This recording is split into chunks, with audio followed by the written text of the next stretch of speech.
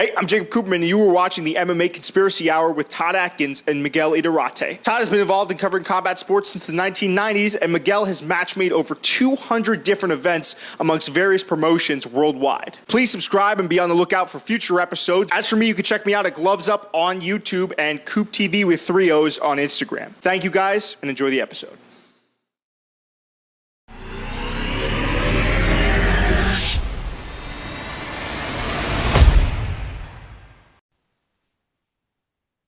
All right, this is Todd Atkins. I'm back with Miguel Iturrate.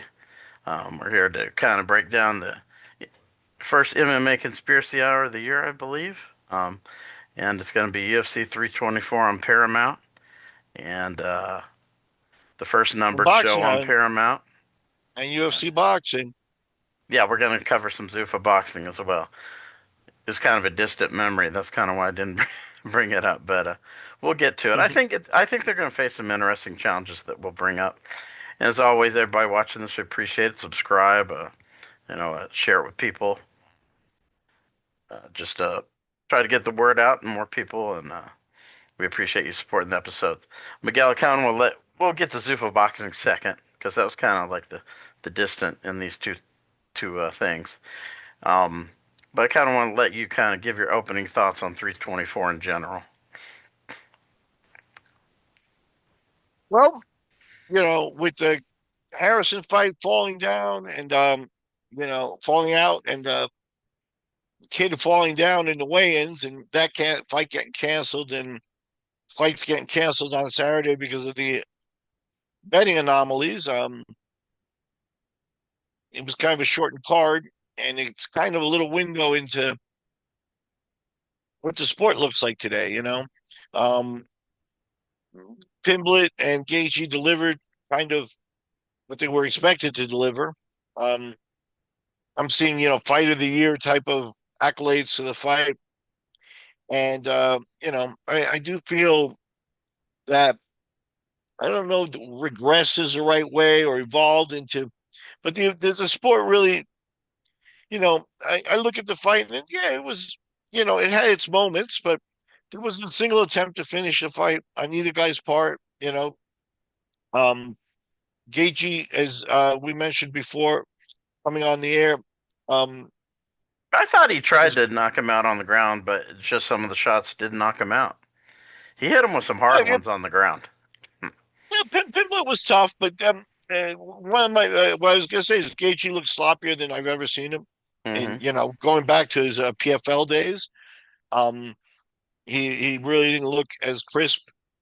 And it, like I said, there were times where Pimblett maybe avoiding the ground with Pimblett it was the idea of like not wanting to go to the ground with him because he's got some threats on the ground, but he seemed to back off when he had him hurt a couple of times. I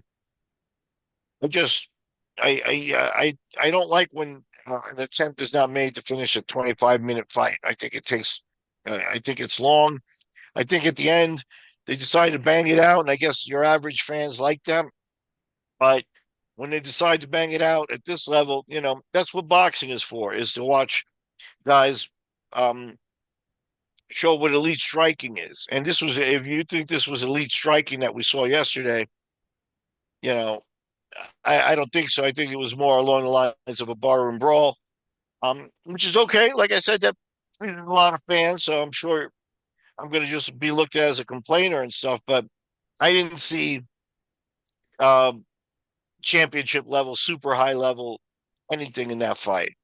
But that's what the sport has evolved into today. Pimblett showed toughness.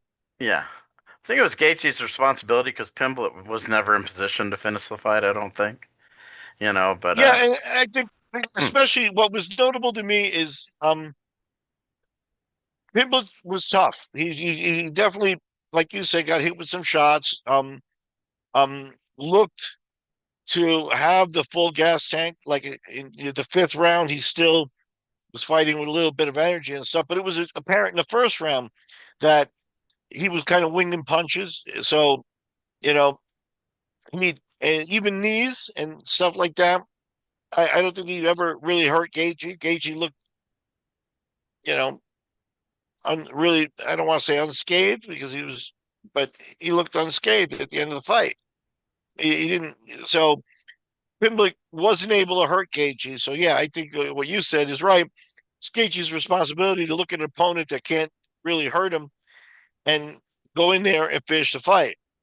Um, there were a couple of times where Pimblett backed Gaethje off with some strikes, but that I think came later in the fight, was probably a result of Gaethje being a little bit tired, and also, the strikes have a little bit more oomph to them when you're coming in. Gaethje was coming in a lot, and when he came in, got hit. I mean, if Pimblett had any starch in his punches, then he landed the uppercut at will.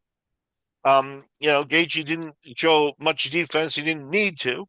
Um, and like I said, so that's kind of what you saw, like the fight evolving as. I don't, people are saying fight of the year kind of thing. It's like I really hope we get better fights in this throughout the year.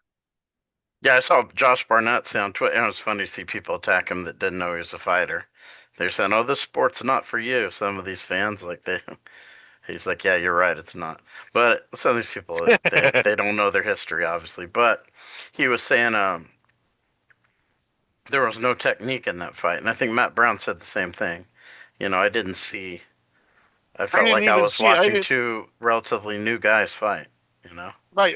I didn't see those comments, but I feel the exact same way. Um, and this is a result of fighters being encouraged to stand and trade, stand and bang it out. Nobody wants to see ground fighting anymore. Um, and I'm not.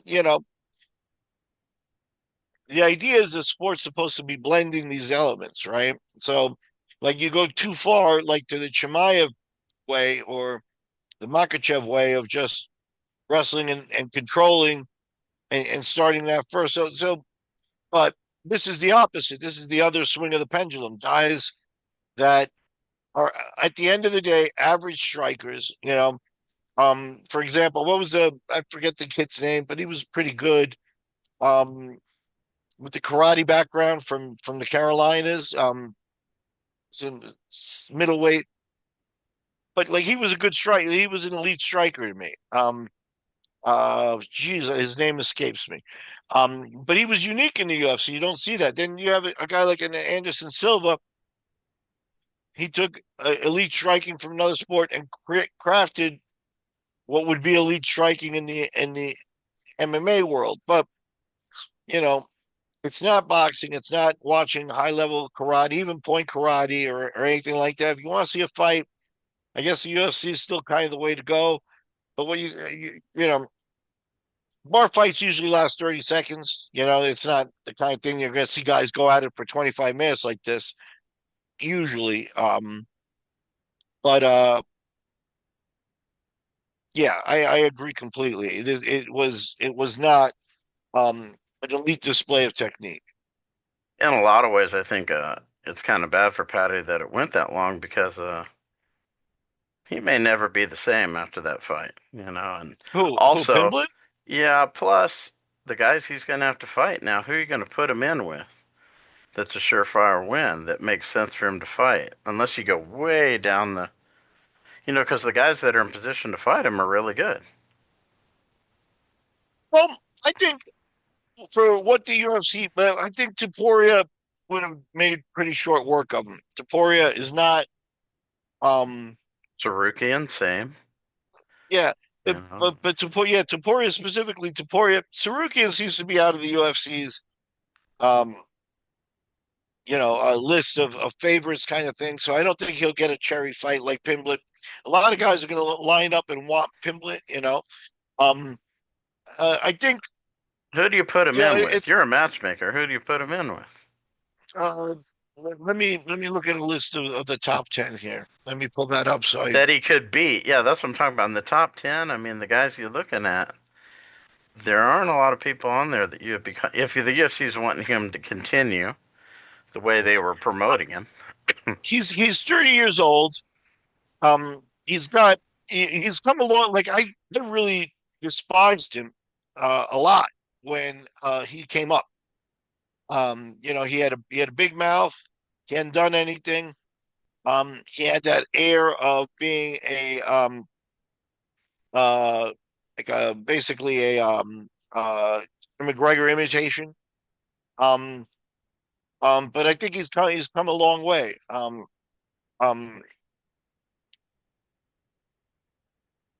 yeah, You're looking at the top 10. You got Topuria at 1.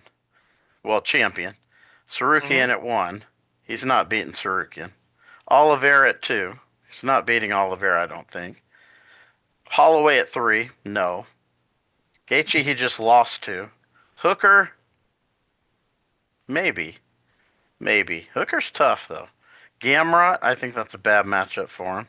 Benoit Saint Denis, no. Fiziev, no, I don't think so. Moicano, maybe. That's the top 10. I think maybe the most interesting fight that I can think of for Pimblett might be someone like a Max Holloway. Holloway would be a tough beat for him, but Holloway um, would tear him up. I mean, Gaethje's good yeah, doing that to him. He would have no chance against Holloway. well, he would. The thing is Pimblett would have to adopt a little bit of a different strategy than decide to box with a guy who's a better boxer. Um, you know, Holloway is a guy that has so many miles. At some point, it's going to catch up to him. If Pimblett is not the guy, then Pimblett's not the guy. But you should put him in a fight with a lot of challenges. They're two glossy names. I think that would probably be, if I was matchmaking, that would probably be the way I would head.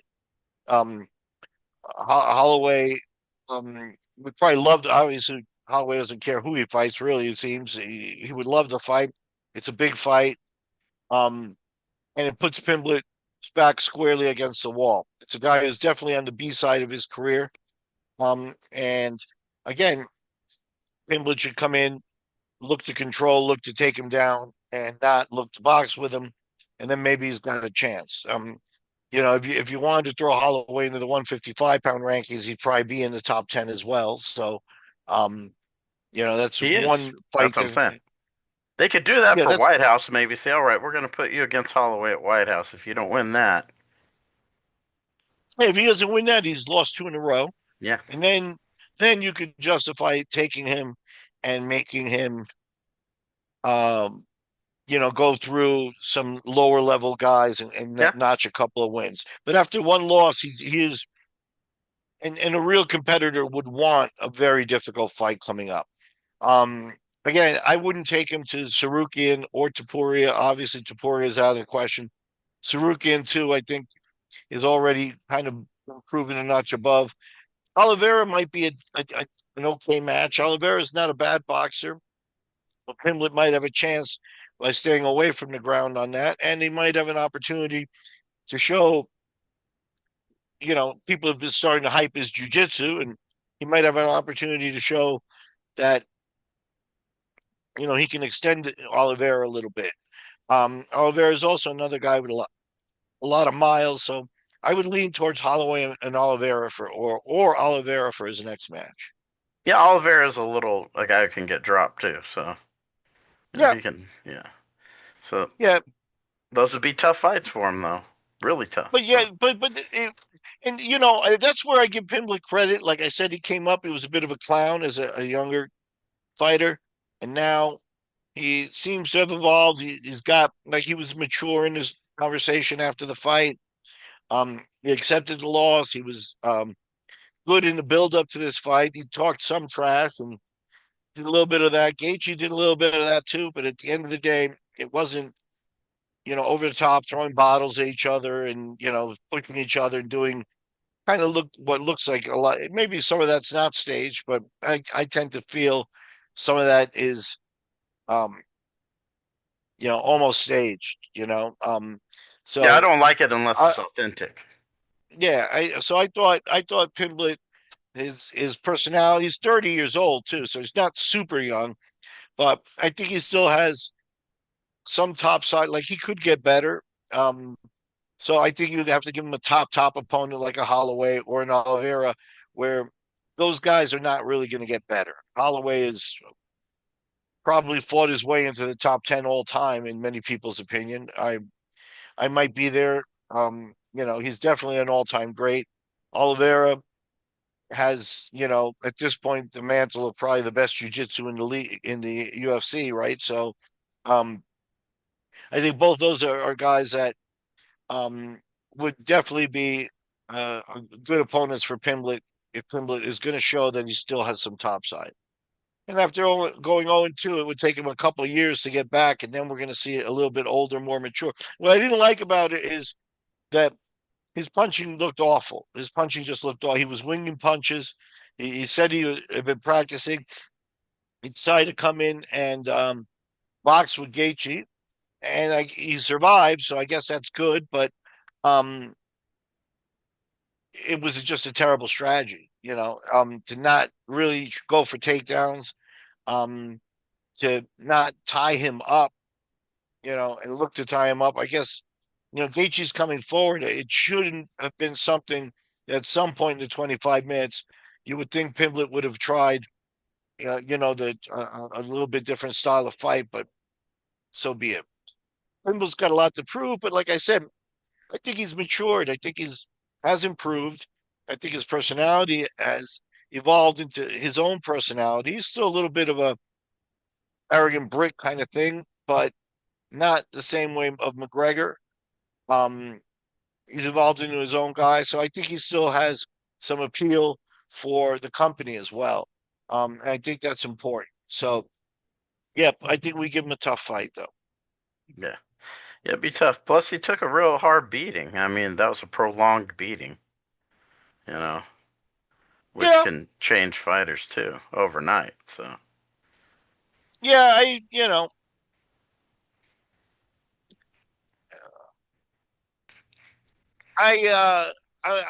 I could go either way on that. I yeah. could go either way on that. If he wanted to come back in 2 months and he was cleared by doctors, in other words, yeah, so he's got some facial abrasions, but he's not concussed or something like that. Um, if he's cleared by doctors, there's an argument to bringing him back quickly and letting him get out. And then maybe then you give him a little bit softer opponent. But the UFC doesn't really do stuff like that. But then, yeah, if you can bring him back 3 months for a tough fight, I would lean that way. Like I said, he's 30, he's not 26. So if he's going to show topside, he's got 3 months. He prepared like this fight. He could do an 8-week training camp to prepare specifically for a Holloway or Oliveira. Both of those would be completely different game plans, but get prepared for that and stick him in there again. Um, I don't think he needs 6 months off. Or that's not fair for me to say. I don't know, but if he doesn't need 6 months off, I wouldn't force 6 months off on him because the company's going in other directions and stuff. I'd go back to this well. Yeah, I think maybe you could do the White House because that's in April, right? No, June. Is it April? That's I going think to be it's in June June. 30th, So right? that's June. So that's plenty of Five time, I would months. think. I Yeah, think 5 months. Holloway Pimblett at the White House. Maybe that's a good one to do Yeah, for that's a both main guys. card fight. That's a main card fight, no matter what they put on top of it, right? Yeah, Holloway can represent kind of Hawaii, America. He represent Yeah. more Hawaii in my opinion than America, but There's that's not kind of there's nothing wrong with either. yeah, That's a name fight where both guys are kind of A guys, like in terms of name recognition and following, right. right? So that also has appeal, yeah. And it would either be a main event or it would be on a white. It's worthy of a White House fight if that's what they're trying to do is put together great fights. Yeah, I think that one, and then you can maybe do Topuria and Gaethje, for the Yeah, lightweight. I think you're forced to do that. I think you're forced to do that. Then there's always the idea of Topuria Makachev. Um, Yeah. Gaethje, I think, wants on the New Year's card, so I don't know. Maybe. No, the White House card. You need more American I mean the fighters. White House card. Yeah, Mhm. yeah. So, um, Dana White did say that he wasn't too worried about America versus the world or doing anything like that. So I think they'll have some fights where a foreigner is against a foreigner and things like that. Depending on what's good matchmaking, you've always got Makhachev was going to want on that card. Makhachev has at times felt disrespected by the UFC in that he's not labeled as one of their top marquee draws, right? And Khabib said he wouldn't want Islam on the White House card. He feels a little bit too distracting. yeah, you know, Khabib is now a talker. Um, he's not a fighter anymore. So I take very, very little. I don't even watch videos of him talking. I don't care what his opinion is. Um, and at the end of the day, the guy is good. The guy Makachev, I think, is going to want at some point to get the recognition that his skill deserves. I think he feels, in some cases, justifiably so. I think he feels that the UFC doesn't rate him as one of the top draws, one of the top guys, that he gets pushed to the side. So I think he would take that shot. And maybe if Khabib is smart, maybe Khabib is saying that as a posturing for some negotiations. But I think if he gets an offer to fight on the New Year's card, on the White House card, um, I might do that a few times during this video, so you'll have to forgive me. But if he gets an offer to fight on the White House card and he says no because Khabib told him to, then he's a fool. But I think as a promoter, you might say, yeah, I don't need to do USA versus the world, but when these two fights fell in my lap like this, you know, it would solve a lot of problems. Boom, I got two American fighters right here. I can match Holloway against Pimblett. I can match Gaethje against Topuria. Boom, I got two fights done. Bang, bang. I Yeah, can have I that don't done mind. tomorrow, next week. If, And you you can know, still put to Makachev in there against whoever's a right. contender at 170 pounds. So um, none of that's anything I would rule out. That could be the way to go. Like you said, you put them and start checking off fights. That would make sense, I think. Now let's kind of move on to Sean O'Malley. This is another thing that was interesting. I think you and I both agree on it. And not that I have anything against O'Malley. I think it could have, the first round, you could argue either way, I suppose. But I kind of felt like both of these fights, O'Malley and Pimblett's fights, if the fights were close, they were going to get the nod, no matter what. And I think that's what we saw in this O'Malley Song fight. Yeah, I think so. I think Song is a guy who's kind of been under the radar as far as the mainstream. Um, and O'Malley's very much on the radar in the mainstream, and he's another guy that there are many segments out there on social media and stuff where people are asking his opinion. What does he think of the heavyweight division? What does he think of this? So he's become kind of that media star. I'm sure Instagram and YouTube are sending him a check every so often. Um, so I mean, more power to O'Malley in terms of um, you gotta grab your money in this sport, and he's doing the best he can and stuff. He's a former champion, and that sort of thing. So he's got some dues paid and stuff. But I think he lost his fight, and this is one of those things where, again, last year or in recent times, um, there was some controversy about the judges and stuff. But again, just similar to, if we talk a little bit about the gambling scandal, um, it starts to become yesterday's news, and then all of a sudden it's forgotten. So once again, you get to the point of like, who is judging the sport? Like, what are the judges looking at? And do they get affected by a guy who's got big personalities out there and is also kind of known to be one of the guys that the UFC favors? Not favors in terms of, you know, that they like him. They like to push him. They put the media machine behind him, whereas they haven't done that for like a Makachev, for example. Um, you know, um, how does that affect a guy who may be judging, who comes from boxing or doesn't really know the sport like he should to be a judge? Um, and does that have an effect on how they watch a fight and how they credit the fight? You don't need to be in a room and have Dana White say, "We want O'Malley to win," for them to know and have enough to be affected by the entirety of what the guy's got going on. And O'Malley's one of those guys who's not shy about being out there, being, um, his he talks, he talks, he gives his opinion. He's entitled to it, but again, why? Why him and why not other guys? And how the judges get affected by that. I think this was a fight that O'Malley lost. It's just my opinion. And this is another one you can do O'Malley Yan rematch. Yan's the champion now. Maybe you do it on the White House card. You know, Yeah, a lot of fights are kind of falling in line. If you want to do a blockbuster card, you know, a yep, lot of these yep, fights are falling in line for that. yeah, for sure. That helps him. That gives him a title fight. It gives him a rematch fight, so they've got a good ability to build it up and stuff like that. And at the end of the day, you kind of got to work with what the cards gave you. So O'Malley won. I may disagree with it, but O'Malley's definitely more of a draw than Song. Yeah, yeah, it was going to be tough if the fight was close. It was going to be tough for them to give it to not give it to O'Malley just because of the things you're saying. He's the bigger draw. It shouldn't be that way, but that's kind of how the promotion does it. At least that's how the UFC's been doing it lately. Yeah, there was a. Let me look at the card again. I'm trying to think. I felt like there was another fight on the card that I thought might be a little bit of a iffy decision. Let me see here. Not really on the main card. I thought they were all the other ones were, pretty justified.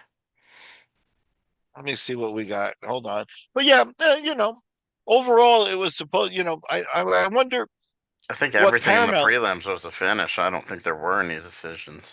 Oh yeah, I wonder. Nurmagomedov versus Figueiredo was a decision, but I thought he won that clearly.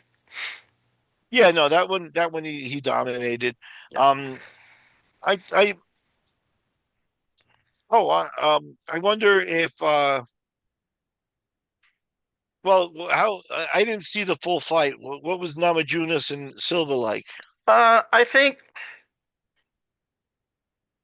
for the people who get frustrated with women's MMA, I mean, us, we've been around so long that really we just pay attention to, for me anyway, it's just the technique and the matchup itself. But I felt like I was watching a fight where it was going to go the distance, and I pretty much knew that from the jump. You know, it just didn't feel like anyone was going to get a finish in the fight. But Silva was a step ahead. She was quicker, more diverse in her attacks. I feel like if she sat down on her strikes a little bit, she might even be more effective. She's really fast, but really jittery, almost like a Mhm. dancer when she's out there. And I think if she sat down a little bit more, she might even be more effective because she misses a lot of strikes because she's always kind of off balance when she throws them or not in position entirely, you know. Yeah. So yeah, I wonder what Paramount thinks of the card that they got because they, three fights eliminated. The one of the main events has been gone for a long time, but then in the 48 hours building up to the fight, they lose two more. Um, I think Namajunas had a different opponent slated originally, also, right? Um, Yes, it's going to so be Grasso. It's supposed to yeah, be Grasso. which is a little bit more of a glossier fight, right? Hmm. So yeah, I wonder what Paramount thinks of this, and um, the contract signed, right? So they're going to have to go forward, and maybe it's a learning lesson for Paramount of the ups and downs that can happen to a card. This card actually um, had a lot of things go wrong with it. Yeah. Do you want to talk about any of the other fights? I mean, Derek Lewis, I kind of felt like he quit against Waldo Cortez Acosta. You know, Derek's another one of those guys that you know because of the marketing behind him and stuff he's gone through. He's a guy that is a kind of a big name and stuff, but he's a long way off. He's 5 years removed from having a winning streak. beyond 2 fights. He's coming off 2 fights, one in a row, coming into this fight, and um, you know, he's at the end of his career. I mean, I hate to say it, but he's 40 at this point, and not at they may bring him back a few more times and let him cash a few paychecks. I like the guy. I think he was funny when he was at the top of his game, and I think he was a guy that has paid his dues and stuff like that, but he's not as motivated as he once was, and he's not a top guy anymore. He is in terms of name recognition, but he's not a top guy anymore. Arnold Allen Silva, did you see that? I thought that was a good fight. Pretty competitive fight. It was. What'd you think of the jumping on Arnold's back and embarrassing him? Yeah, I mean that happens in jiu-jitsu. You see that a lot. When guys turtle up, a guy might try to jump on their back to kind of make them look bad. It's kind of move that makes the other guy look bad. You don't see it a Yeah, lot in MMA, but jiu-jitsu tournaments, and even in the room, sometimes guys will do that. yeah, I'm okay with doing it in practice. In competition, I don't think it's a cool move. I remember Marcio Cruz, Pedipano did it in the Abu Dhabis in Brazil, Yeah, and even the Brazilian crowd was against him for doing it. I think he did to a Japanese competitor, but he outclassed. So, there's I think it's I more was all jump right to with. the knees on the back is what you see in jiu-jitsu. That instead of passing, they'll kind of land on their knees on the guy's back, not all the way So, on their feet like that. yeah, no, Pedipano actually did the surfing Yeah. move on the guy's back. This is 22 years ago, so nobody's going to remember that. Um, but yeah, I just don't like that sort of he didn't need to embarrass Allen. It was a good fight, you know, and yeah, what can I say? Silva's another guy who's kind of up and coming. I think Silva was favored, so he did his job and he got out of there. But once you got to the main events in this card, you wound up with, um, aside from the Derek Lewis fight, everything was a decision. Well, in the prelims there were a lot of finishes, but yeah, Right. yeah, Once you got to the main card, yeah, aside from Derek Lewis, who may or may not have given 100%, yeah, everything was a decision. So, yeah, yeah. Yeah, it's the opposite. Now let's kind of get to ZUFFA. One thing I do want to tie in when we're talking about the ZUFFA boxing, and one thing I hadn't thought about until maybe right up until the UFC event started. One other thing I think that's going to be a real challenge for them is the UFC product is so good relative to it's as big as it's already huge, it's already running, well oiled. You have this massive crowd, 19,000, whatever it was. Presentation was off the charts on Paramount, I thought. Really, really good. That it makes ZUFFA Boxing just look like this is just small time shoulder programming okay. that may never be able to get to that level because it's so much beneath it that I think that's one challenge that I really hadn't thought of at first. It's just something I want to parlay into it. I want you to give your opinion on ZUFFA Boxing, what you saw. Well, I think we've done a few podcasts in the build up where, you know, we didn't have a lot of, hope for Zuffa boxing either. And we thought, many different things. We poo pooed it.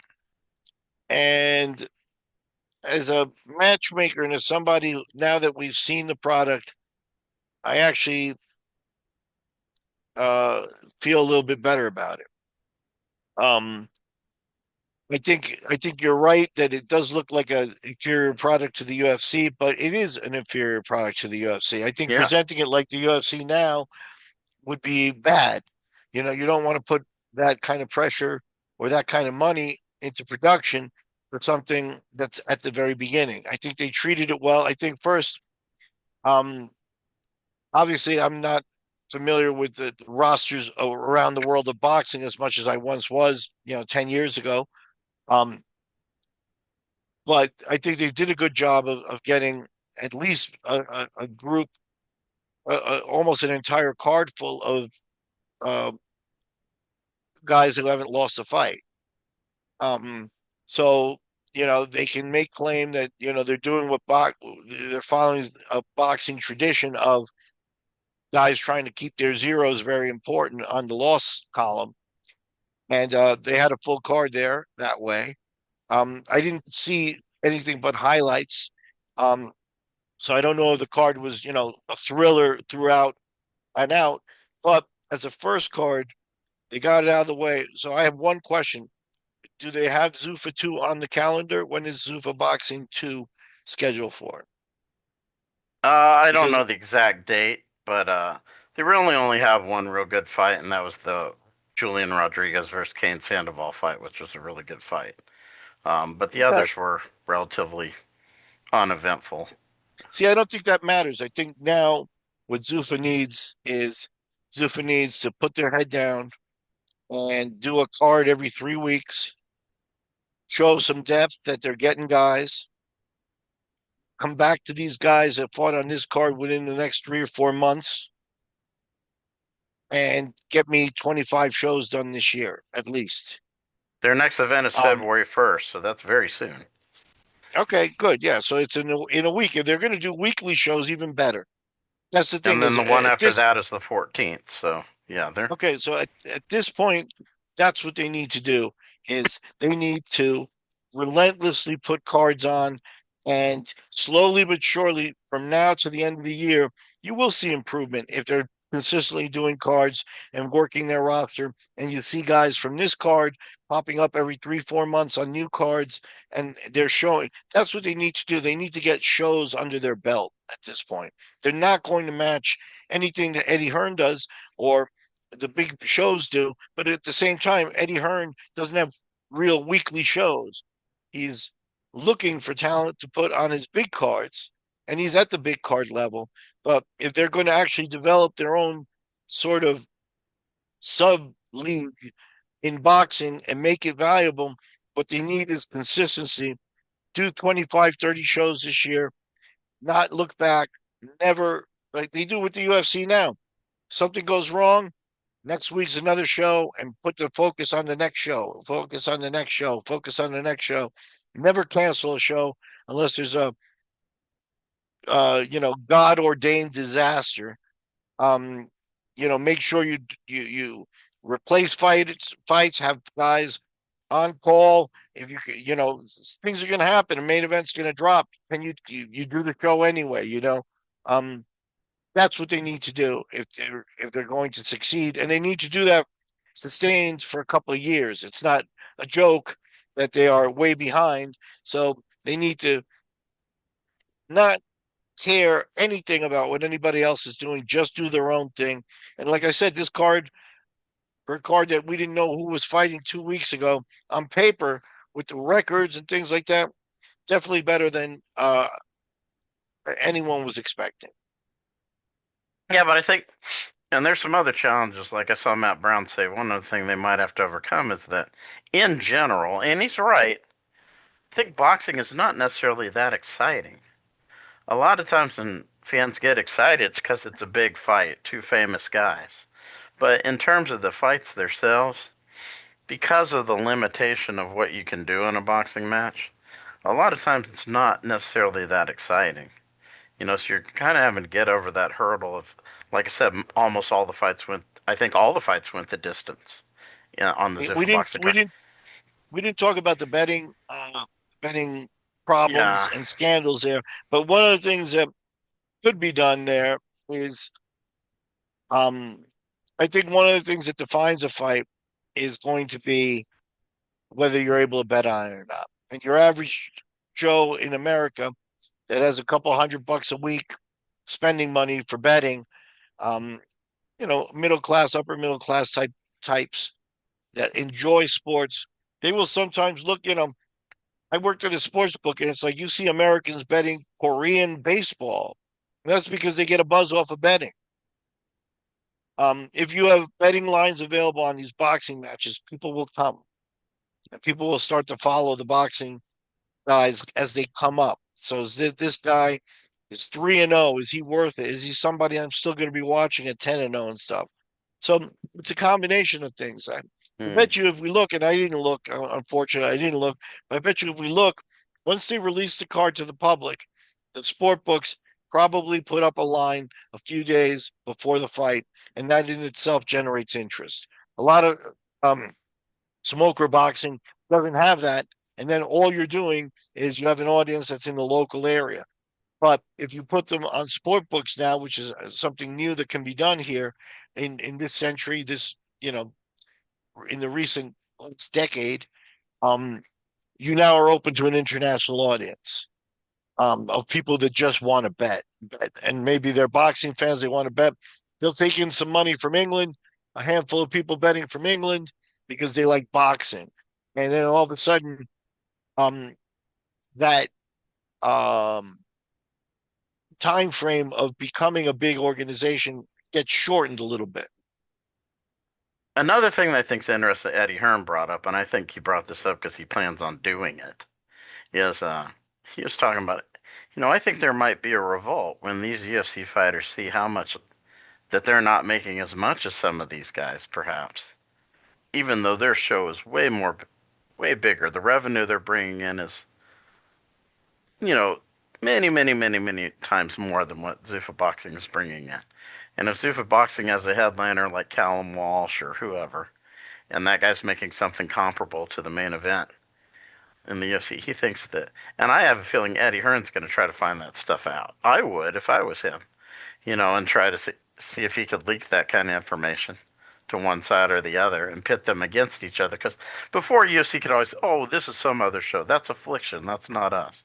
That's Bellator. That's not us. That's Pride. That's not us. This is their umbrella now. So you can say, look over here, UFC fighters. You guys are generating way more revenue than these guys could ever dream of generating. And they're making comparable to you.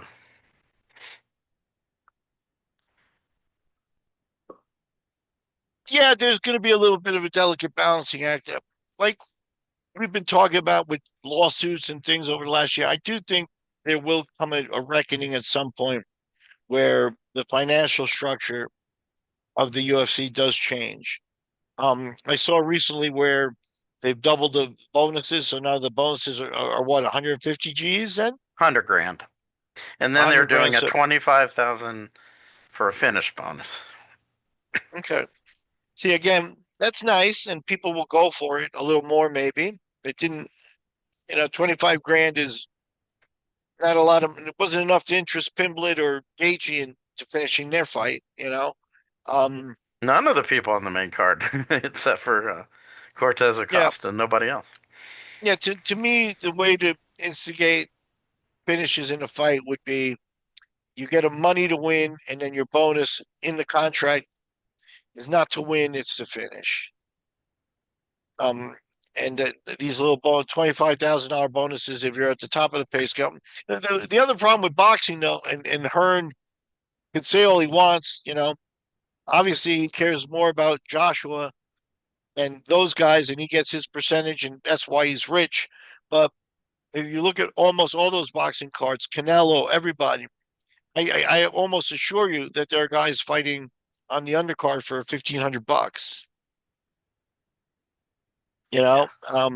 The money is completely skewed towards the high end guys in boxing, towards the top 20 guys. They make a fortune. How long did Terrence Crawford have to actually battle it out before he broke into the real big money in boxing? It takes a long time, and the undercard guys are grossly underpaid. Some of them might even be making $100 per round. So a few $100 for a smoker 6-round fight. At least in the UFC at this point, you're making $10,000. Maybe a few thousand, but because all the things apply to it, right? You fight a 6-round fight for $1,200, $200 a round. You still have to pay your trainer, right? Why would anybody even train you for a 10% of $1,200? Why you have to pay taxes, right?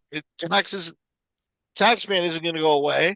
So at the end, if you fought boxing match on the undercard for $1,200, a 6 rounder, you might go home with, you know, $300, $400 after all the expenses and everything is said and done. So it's way off. They can talk about Canelo and Joshua making a lot of money, but did Andre Ward ever cash in? Andre Ward may be, should be in the Mayweather Crawford conversation is one of the best fighters. Probably that's probably your top three guys that we saw this century so far. I guess people would want to include Pacquiao and stuff like that, but Andre Ward retired undefeated. He was rarely challenged. It was actually a good guy, a kind of a role model guy, and I guess that is one of the reasons. And he had a mean streak in the ring, but I guess that's one of the reasons he didn't break into the mainstream. Did Andre Ward retire with a big payday? No. So like you could even be a top level boxer and not cash in on the life changing money. And the guys on the undercard are basically enslaved, crying, hoping for that, even much more than the UFC, where these guys are fighting, hoping to be John Jones and cash in on the big paydays. Yeah, that happens in boxing at an exponential rate to the UFC. So Eddie Hearn can talk all he wants about the big money at the top. I think one of the things that the UFC could mitigate that with is by pointing out at the money at the bottom, because boxing is a joke in terms of paydays. Right, but I'm talking about pitting the two sides against each other that are in the same promotional company. If I got the numbers, for example, and I was an outside promoter, because the managers aren't working for the fighters anyway, but you could show the fighter, look, you're fighting in front of 19,000 people. You're generating X amount. The gate for the show was 11 million. Okay, if Callum Walsh made anything close to Gaethje or anything close to Pimblett, I don't know if he did, and he's generating nothing at the apex, and I found that out, I would definitely want to get that out there into the ether so people could see it, not just the fighters, but the fans too. Yeah, because the UFC can't talk their way out of that. They can't say, "Oh, this is Top Rank. This has nothing to do with us. This is Matchroom. This is no. This is your show. Right. This is what you're doing." That's where look at their track record. I wouldn't put it past Dana to be showing up with little bonuses, unwritten. He says they're doing away with that. That's something else he said in the press conference. They had these discretionary bonuses. He said that's all gone now. You get 25,000 to finish, and he has the fight of the night bonuses, whatever. Nothing else. No more. That's why all the undercard fights were finishes, because they're making 10 and 10, so the $25,000 bonus is exciting. If you're making 300,000, what does 325 mean really? So, yeah, they're adjusting to that. But again, I'm giving you an envelope of money because I appreciate your work, and this is between me and you, not for the public. They did that at the very beginning of their UFC run, and they might be doing that in their boxing run to mitigate some of that. That's all I'm saying. Oh, yeah. The other thing that he mentioned, because I found some of the stuff interesting when De La Hoya really doesn't bring up many good points, but I think Hearn does. In that, when you watched it, you were like, okay, what's the story here? What are we doing? Is this a league? Is Callum Walsh supposed to be the star of your league? What? There was no kind of like, they weren't giving the fans any direction of what it is that they were watching, But it depends what you want. You want them to have a star right away. They don't. They know they don't. I told you what they need to do is they need to put their friggin' hard hat on and give me 15 shows in as little time as possible and see what develops. If they can pull off 50 shows in the next 18 months, then they already are more prolific than Premier Boxing Champions, who failed at that kind of formula colossally in my book. Eddie Hearn doesn't do that. Right. Top Rank doesn't do that, and all those promotions care about is bringing out their big cash cows so that they can, take home the big paychecks. What they need to do is the dirty work. So it didn't matter. What would matter more to me, not if Callum Smith is going to be a star or whatever. On the first show, Callum maybe he Walsh. was the big Callum Walsh, Callum Smith. There are a few of those Callum Yeah. guys from England, but if He's Callum from Walsh, look, Ireland, Irish. same That's thing. all Dana does. Find someone who's Irish, see if they'll be a star or not. Yeah, He yeah, has no original ideas. but they do have some good boxing pedigree, and I don't mean to poo poo it, but and I remember the Callum names coming up a few years back, and that that's why I get mixed up and stuff. And I don't claim to be on top of every boxing name now, but what would have been important for me um, to see is what if Callum Walsh um, pulled a Randleman and fell in the back, hit his head on pipes? They have to cancel the show, or do they have a replacement? Or what if he fell out 48 hours, cut himself? Do they have a Yeah, replacement? Are they able to go forward, or or is that the end of the show? That's the yeah. kind of thing that ZUFFA Boxing needs to worry more about than do they have a big star right now? That's a good point, because when they started the UFC, you're right, they were more reliant on we got Tito or we got Chuck. Now they don't have to rely on that anymore. It's the UFC is the star, and it doesn't matter who's fighting. And I think that it'll be the same way with this. They packaged it the same way. Everyone was wearing ZUFFA Boxing trunks. Everyone was wearing ZUFFA Boxing gloves, except for Walsh. He got to use his own.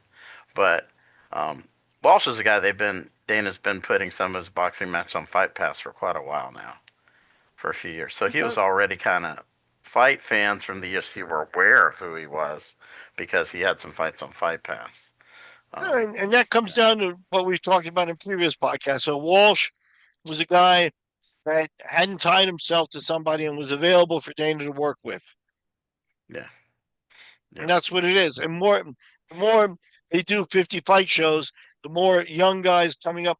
So if you're a young guy and a smoker, 300, making 300-400 bucks for fights at 4 rounds and 6 rounds and stuff, Eddie Hearn comes up to you. Of course, you're going to sign with him because there's really no other game out there.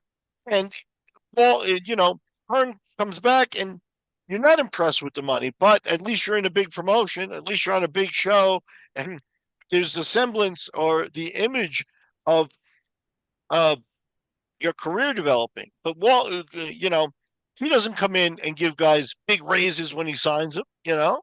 He and that's the thing is who's available. If Dana consistently puts out a product, like I said, 50 shows in 18 months, they can make up their own schedule. But once they have that figured out and they say, we're going to do 50 shows in 18 months or 2 years or 1 year or whatever, then they have to do it. They cannot quit, stop, cancel shows, look like they don't know what to do. It's got to be completely orthodoxy that the boxing can be counted on every Friday night. That's what they need more than anything, more than signing a big name now. Because a big name, if they sign a huge name now, you're going to run into a PFL type of situation with Ngannou. It's like, well, they have nobody to put him in against. yeah. They did. They signed Jai Obatayo, but his first fight's going to be, under, kind of a unifying fight. So it won't just be Right. Zuffa. No, not Now, only what do you that, think about him talking to Usyk? There is, talk out there that Usyk's been talking to Zuffa Boxing. yeah, and Usyk's probably got a handful, under 5 fights left in his career. So it's going to be all about money for Usyk. They could draw him, and that'll draw attention. But again, who do you put him in against? You MMA know, fighters. Yeah, well, Derek Lewis. So yeah, that's it. That's so they actually don't really have a great fit for like with the PFL and Ngannou. Ngannou fought more boxing than PFL, and now that contract's going to be almost up. The PFL actually pulled off a couple of shows in Africa, but Jake boy, Paul was too. He Ngannou. never appeared in the PFL. They said they had signed Jake Paul to some sort of MMA deal. This Never is once appeared in the PFL. They said he was going to. Never did. yeah. So yeah, and now their chief is retiring, so We'll see what direction they go in, but that's the debacle of signing a big name. Is I think the they're big dead. name? The second you quit the tournaments, the only thing that made you different from the UFC is you had this tournament format you decided to go with. Now you're just a worse version of the UFC, just like all the other promotions that failed trying to do that. It baffles me why people still try to do this. No one has succeeded doing it. Nobody. Why do they want to do it? Why? No I one has you know succeeded running the same format as the UFC when the now that the UFC is popular. Zero promotions have none. see. I'm Coker a was able to sell Strikeforce, so maybe that was a success. Maybe. I'm a But fan of the consistency, and yeah, I don't like these changes in direction at any point. Like I said, look at what I'm suggesting Zuffa do. Just crank out the shows. Just crank out the shows, and you that's know, what Rebney was doing with Bellator. Then Bellator fires him, runs the same format as the UFC, and you know, within a matter of years, they're dead. so yeah, very interesting state It's of the sport. But unbelievable to me. Why do people as us, people have been watching this forever. I could see if other promotions were successful doing this, but no one's been successful doing it. Why? see, Why do but you do it? Why? the problem with the tournaments is the UFC started his tournaments and stopped doing them too. The No, reason I'm saying, is a why would you run the tournament. same format? Everyone's going to look at it and say, your product is just worse than the UFC. That's it. Yeah, they Why have should no I watch you? choice. They have no choice. The thing is to now take on a monster like the UFC. It's like you know, unless you're a Chinese company with Chinese money, you'd be a fool to go up against Tesla in electric cars because Tesla's so far ahead of the curve and they have so much money behind them. That's the UFC. Now you're going to do a startup. We have $1 billion investment. The owner of Tesla has 450 of those $1 billion. You know what I mean? So it's like you cannot compete. The only way to compete is to be the little engine that could show consistency and look where you are 10 years later. Just the act of getting to 10 years out, like maybe like I'm thinking ZUFFA Boxing in 10 years, if they're still there, could be something, like we've said before. But that's what you have to do is you have to show that you are not going away because that's the waiting game now. If you don't have the resources, you don't have the fighters, you don't have the anything like that, you just have to be proud of what you're putting out, be confident in the product that you have, even if it's a B class product. People watch AAA baseball. Yeah. To me, and this might sound crazy, I feel like if bare knuckle boxing had never existed, and Zuffa came out and said, "Yeah, we're going to do boxing, but it's going to be bare knuckle." ZUFFA Boxing is bare knuckle. That would have been a story immediately. Yeah, yeah. That would have Again, been stuff people were running in magazines immediately. Zuffa's come out with this more extreme version of boxing that has more finishes and more, because it does naturally.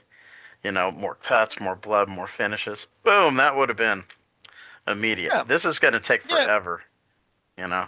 yeah, yeah. The boxing and the bare knuckle boxing, like I said, bare knuckle boxing is proven to be what you could call this a Mystic Miguel call, but I said they will not break into the mainstream. And now we're about 5 years later from their start, and they're still, they put out a consistent product, but then they're still bringing, you know, in audiences and stuff, but they're still not in the mainstream at all. The other thing is, the UFC never had to show themselves as an alternative to anything. There wasn't anything like it at the time. ZUFFA Boxing is just boxing. There's a lot of other boxing promotions out there. They're not an alternative to any of them. They're the Right. same format.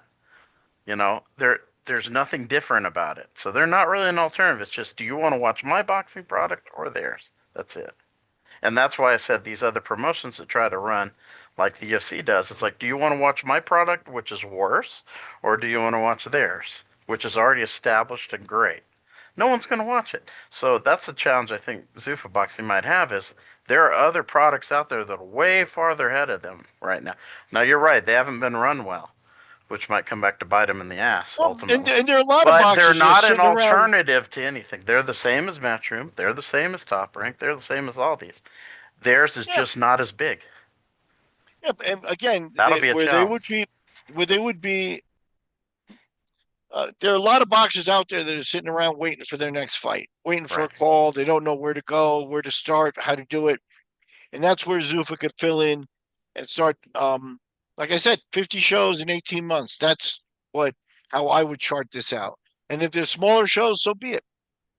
Yeah. It'll be interesting to see because it's a little bit different dynamic than what they faced with the UFC.